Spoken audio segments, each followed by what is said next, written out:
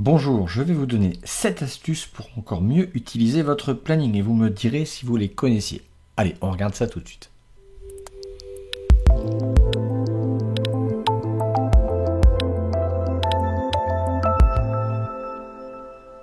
La première, la plus facile, c'est au niveau du vocabulaire. Ici, par défaut, on va parler de ressources, d'équipe, d'affectation, mais selon votre métier, dans les paramètres, on va pouvoir choisir, tiens, moi, ça sera un agent. Les affectations, je vais les utiliser comme un lieu, par exemple, et les équipes, ça sera des services.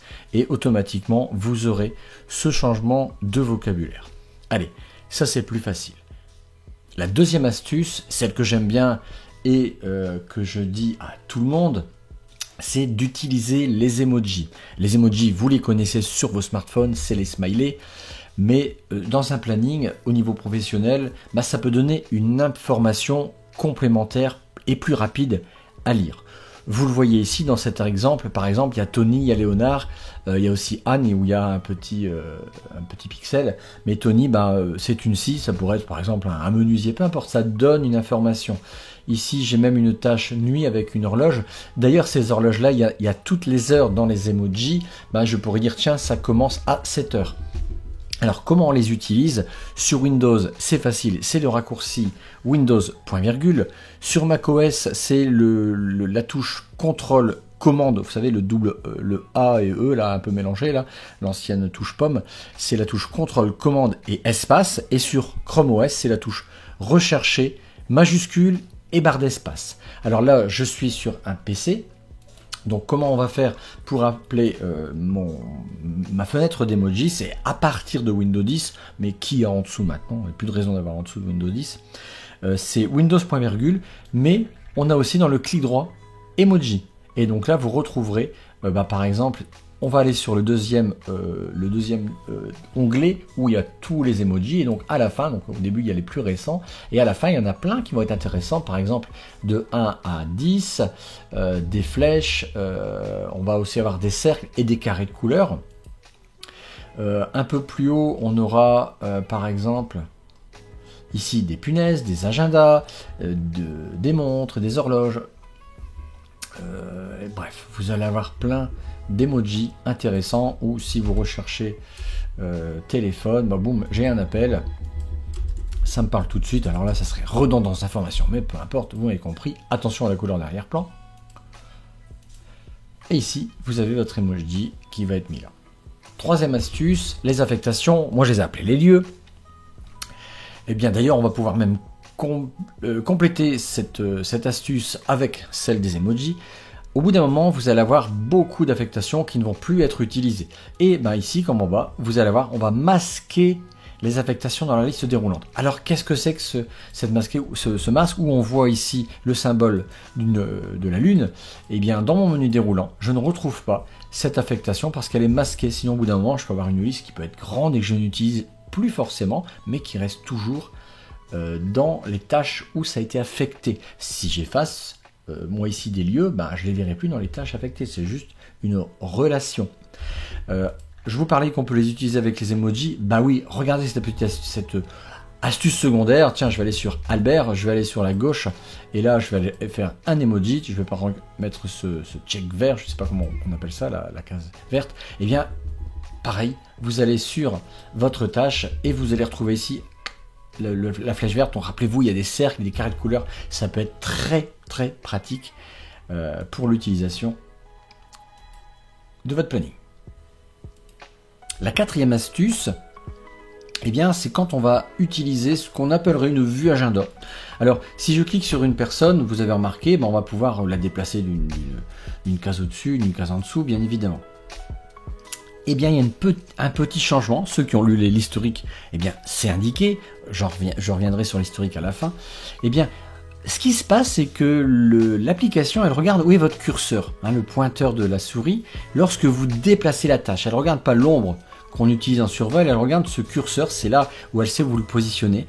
Et si vous le positionnez, par exemple, là je vois bien la pointe de mon curseur au niveau, je vais le mettre à gauche, entre 10h et 11h, je mets dans la partie basse le 10h et 11h, Et du coup, il va dire, bah tiens, c'est dans la partie basse, donc je vais vous le décaler de 30 minutes. Ça va marcher donc de 30 minutes à la fois.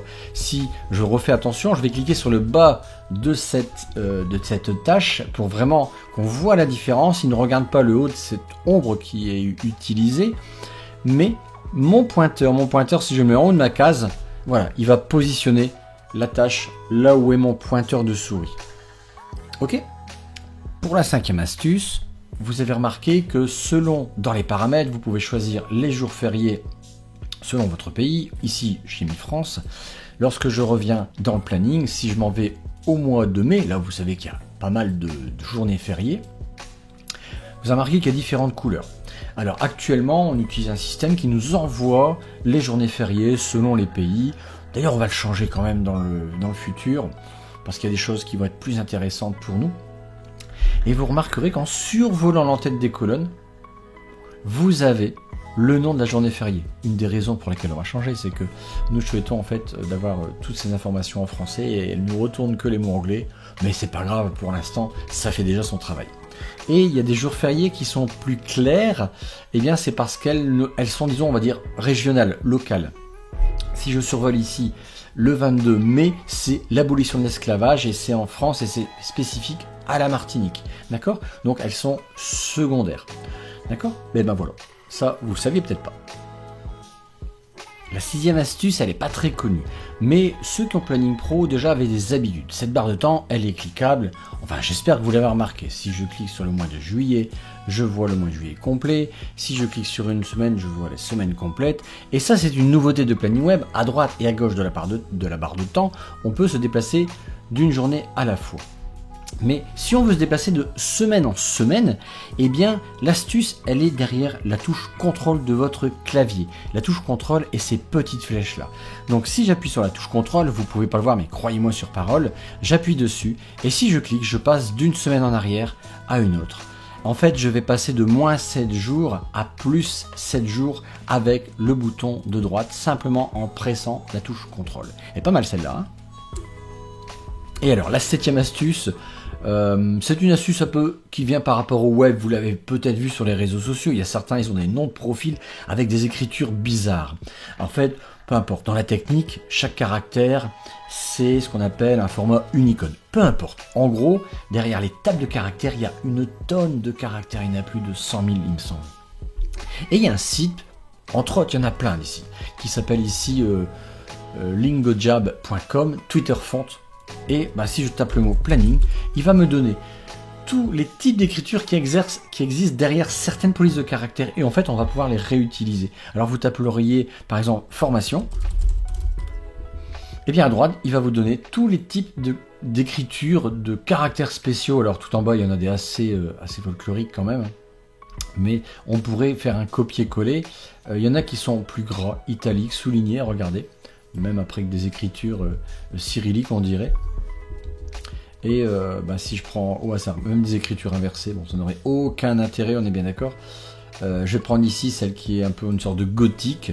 Et bien je vais la copier, je vais revenir dans le planning, je vais créer ici, je vais zoomer sur cette semaine là, on va mettre une tâche et je viens coller mon écriture. Vous voyez, c'est assez étrange, j'avoue. Et voilà, j'ai une écriture bizarre. Alors ça pourrait marcher même sur le nom de vos ressources. Alors attention, pour l'instant on ne les imprime pas en PDF.